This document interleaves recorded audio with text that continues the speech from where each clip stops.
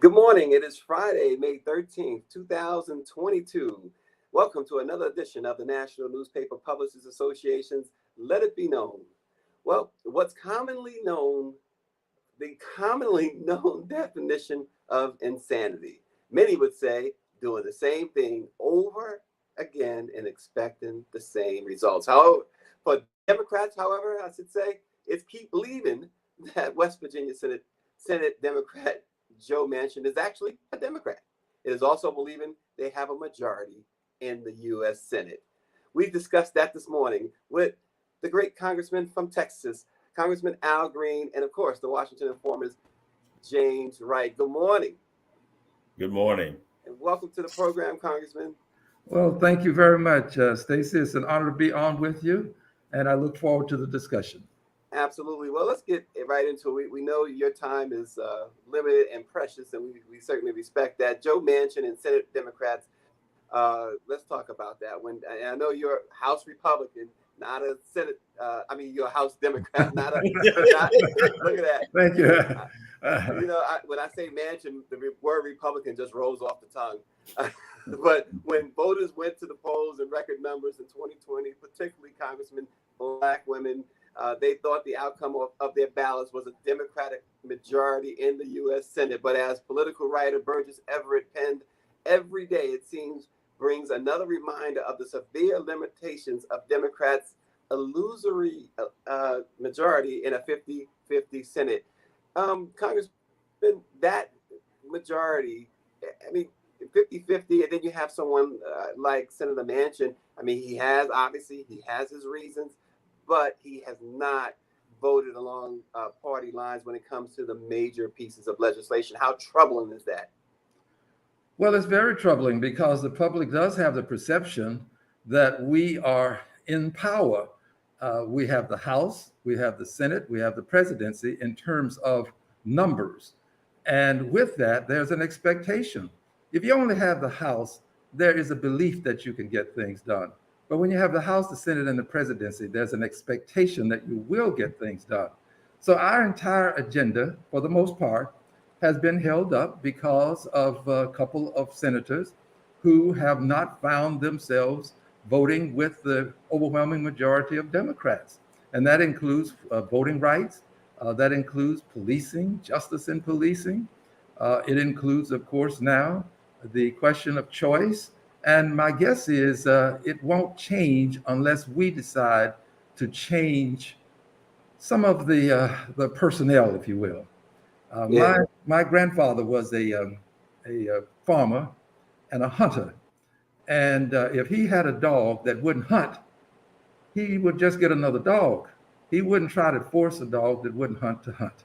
And that may be where we are. We may have to get us some new personnel. Well, did he shoot the dog, Congressman? No, he didn't shoot the dog. He wasn't one of those. He was a dog lover, but he would not take a dog that wouldn't hunt on a hunt. He'd leave that dog at home. You have to hunt with dogs that are going to hunt. There's a story in the Bible about a guy named Gideon who had too many people to get a job done. And one of the things that God told Gideon, if you want to get this job done, you got to get rid of all those people who don't want to fight. So then let them go. And he had a smaller army, but he had a fighting army after that. And that's what you have to do. People who don't want to, you just have to let them go. And I think that's where we are. Well, and we are at a point, look, it's May 13th. When you go to bed tonight, you wake up tomorrow, it'll be midterm elections. It'll be November, pretty much. That's how fast time goes by, right? And there's going to be some changes.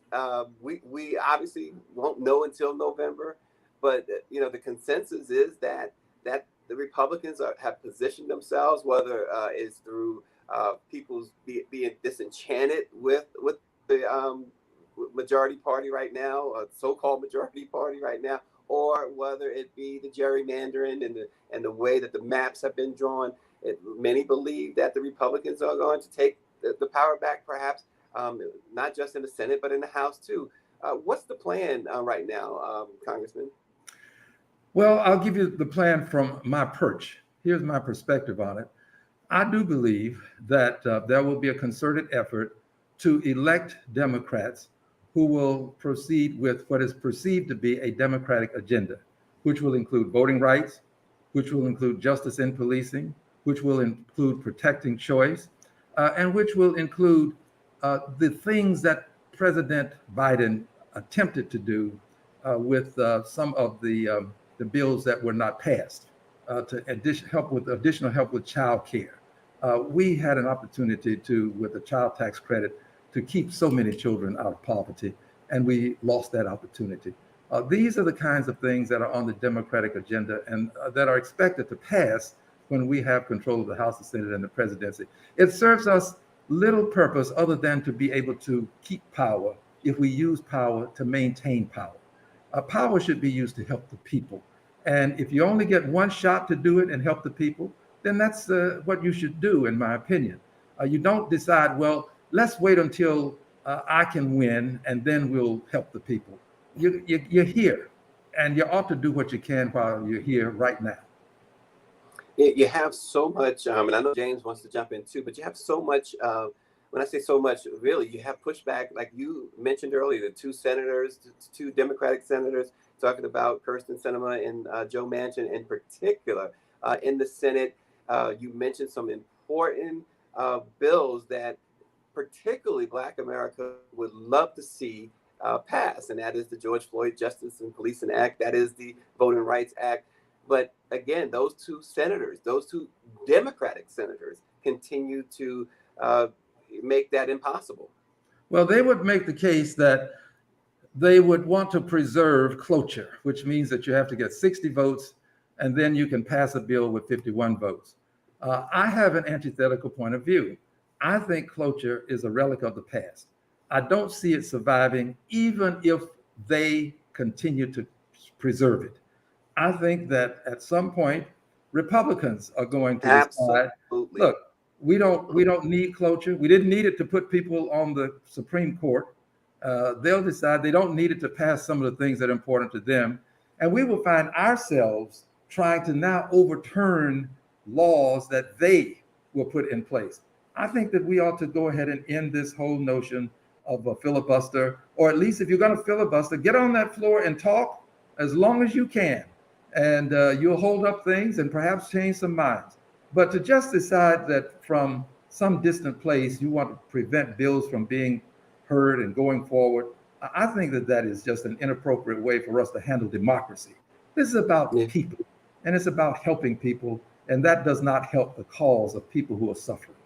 And have you, and again, I know, James, you want to jump in, but I have to ask, have you had an opportunity, Congressman, to talk to Senator Manchin at all, one-on-one, or Senator at all? Have you gotten their perspective?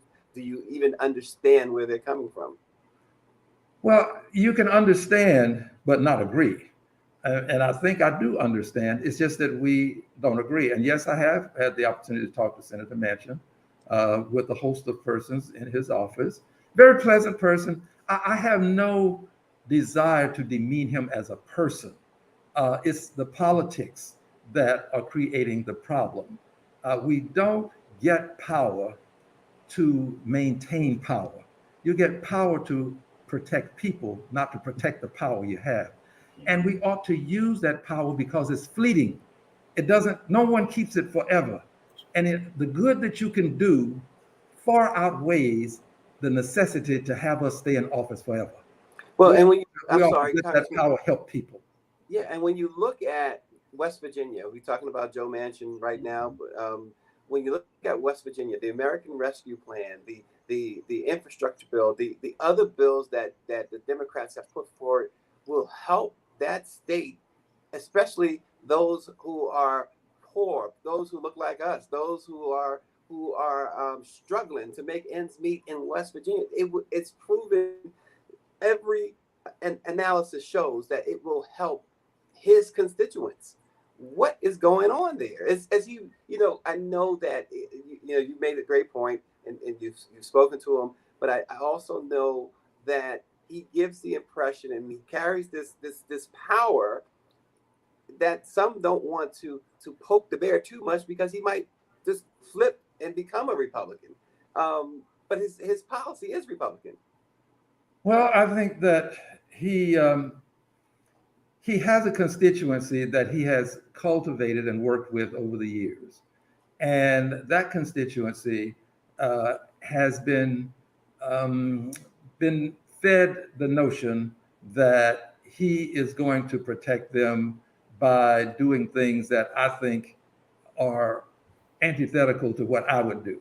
I think it's a good thing to help people in many ways, and we've done that with the American Rescue Plan, as you indicated. But I also think that you help people when you help them to integrate themselves into a belief that we have to help others as well, and that it's okay to be for civil rights, that it's okay to be for justice in policing. I mean, that's the message you have to take back to your constituents. I take the message to my constituents that choice is something that's reasonable and something that women ought to have. Not all of my constituents thought that that was a good idea initially, but over the years now, people have come to realize the importance of choice. So you have to work with your constituents and not let the constituents maintain a static position. It's a dynamic world. And I don't see that happening. I would hope that he would have said to his constituents, look, we've got to vote for this justice in policing because it's the right thing to do in this country.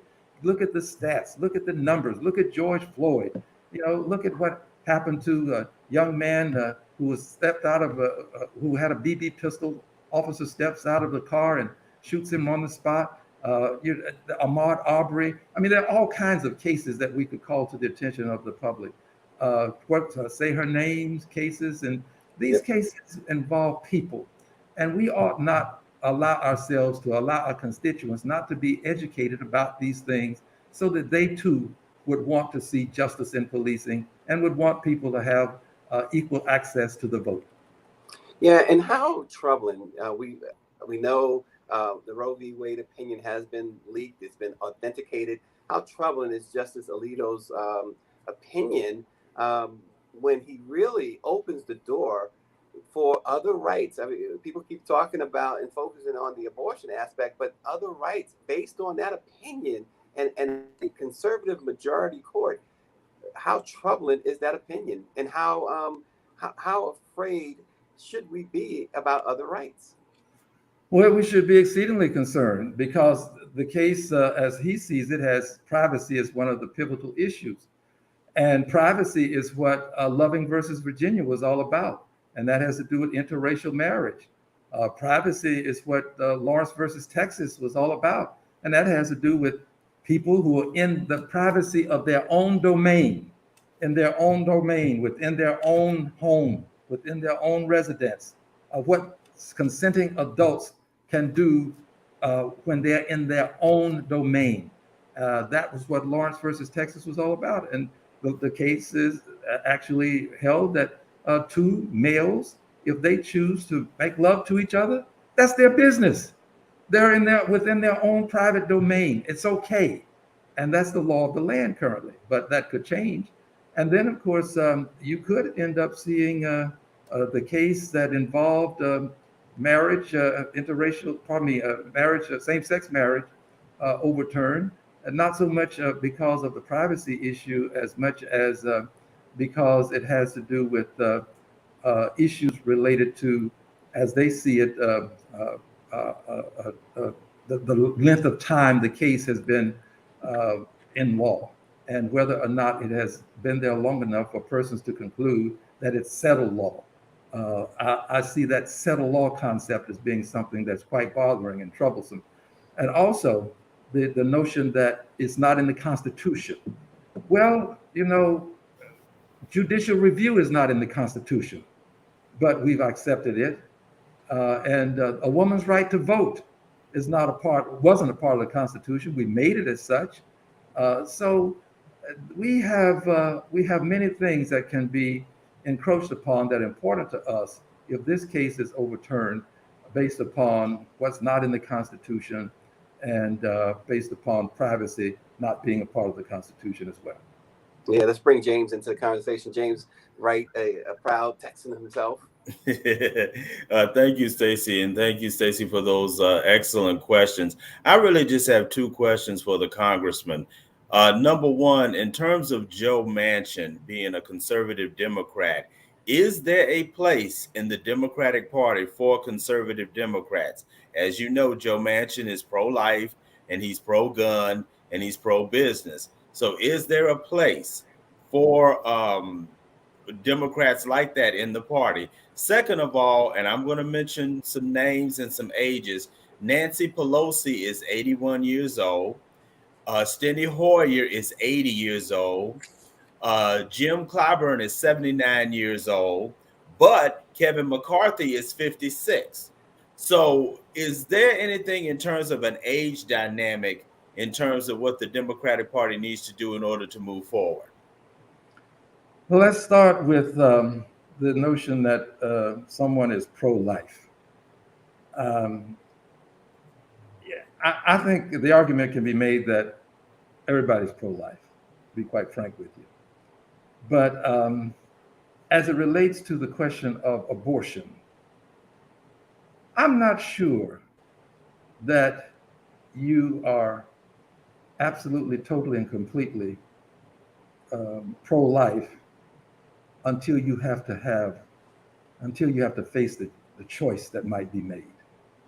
When your wife has been raped or your daughter has been raped, you are absolutely, totally, completely pro-life. But once that happens and you've got to make a decision, if you are a person of means, you'll be able to become pro-choice and exercise that choice, even if there's a ban in the state that you live on abortion. You can then go on a road trip, take a vacation, and when you come back, you will have exercised your choice, notwithstanding what the law may be where you live and what your position was prior to exercising your choice. So being pro-life is something that can be tested.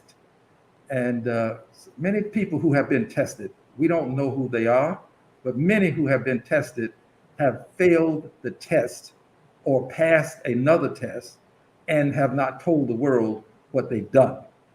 Poor people don't have that luxury. This is why it's going to hurt minority women quite a bit, because among the poor, you find a good deal of them as minority women. And these women can't afford some of these other things. Now, let's move on. I think you can be pro-gun, by the way, and still support regulating guns. I don't want people to have bazookas. I think we can regulate that. I don't want people to have firearms that are meant for military warfare on the streets. We've seen what the carnage looks like after they've exercised the unlawful privilege of just killing people indiscriminately. So I think you can be pro these things and still be a part of the Democratic Party. It's just that I don't think you can vote consistently against the entire Democratic agenda and consider yourself a Democrat who is helping to move the agenda.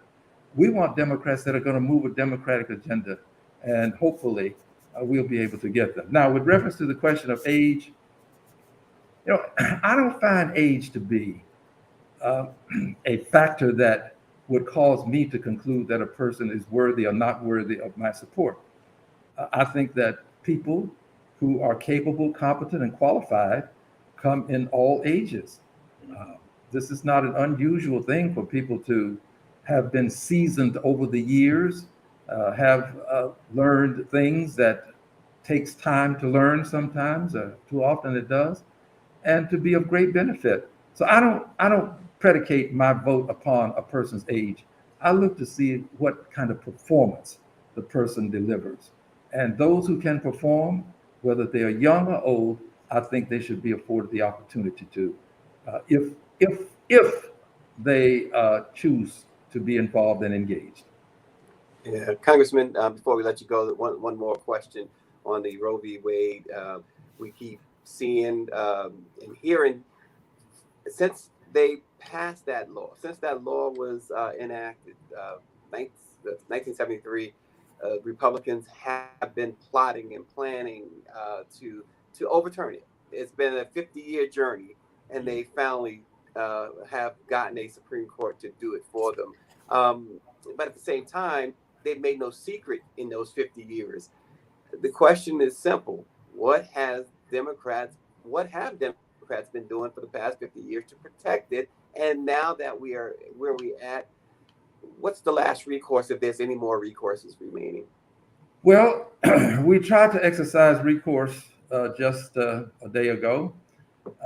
We codified in the House what Roe versus Wade, the essence of it, sent that over to the Senate, and fell one vote short of getting an opportunity to have 51 votes, but we would still have to end cloture. So we would then have to either eliminate the filibuster or go out and get some 10 more people, 9 or 10 more people to help us with that process.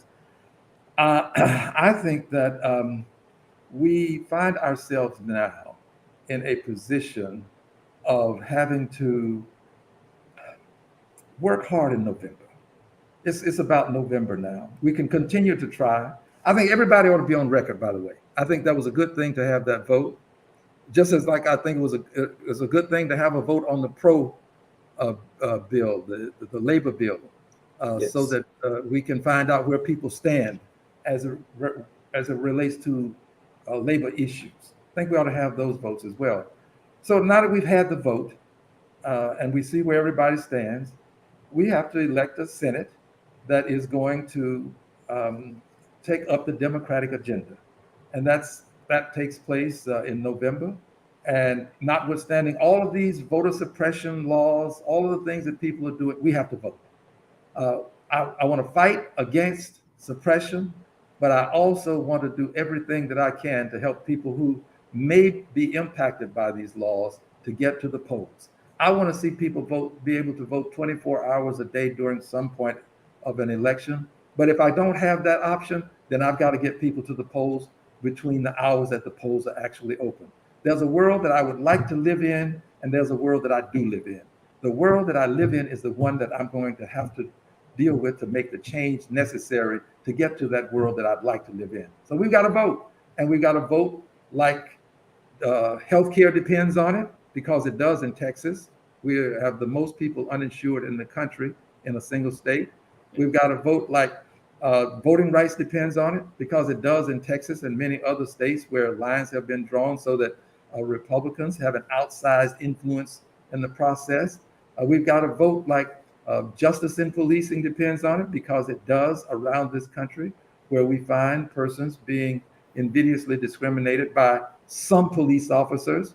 My uncle was a deputy sheriff. I do not demean police. I have great respect for them, but there are some officers who ought not be on the force, whose behavior is such that they not only mistreat persons, they harm people physically. So I think we've got to vote in our interests. And if we vote our interests, we're going to prevail. And one final thing, if I can just say this about inflation. People have tried to tag President Biden's rescue plan with having created inflation. Well, what part of that plan would you think persons who received that help would reject?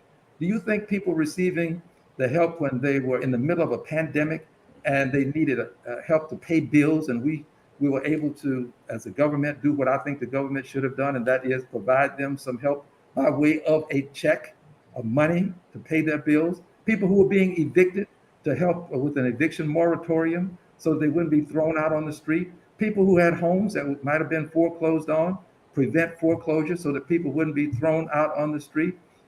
People who had small businesses that were about to go out of business, but for the government providing aid for small businesses, people were helped.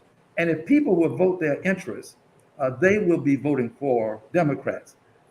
My hope is that people will vote their interest, but for them to do that, they've got to know that the American Rescue Plan, which people say is inflationary or was inflationary, it saved the economy.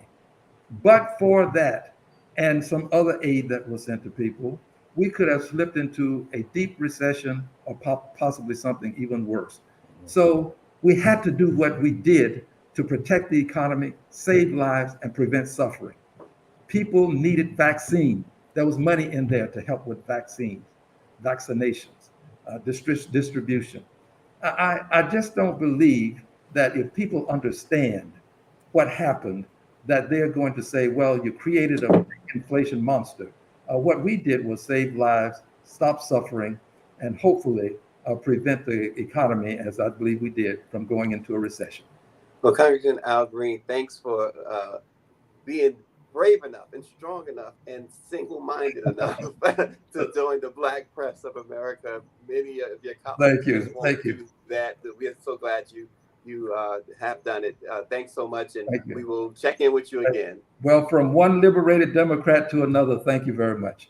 Thank you. Take care. All right. James, the one thing though, before we move on, so again, the message, right, continues to be vote, but then James, folks say they did that in 2020, especially Black folks, especially Black women. They say we did that.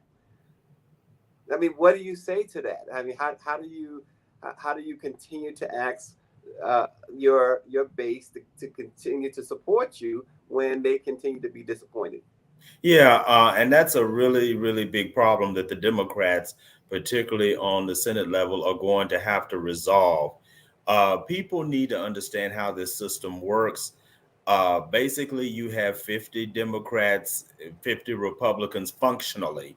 And so even though the Democrats do control the chamber, because Vice President Kamala Harris is the tiebreaker being the Democrat, they still have to deal with Republicans on a number of significant issues. Just as the congressman talked about cloture, you're needing 60 votes in order to consider a bill, and except with the exception of Supreme Court nominations.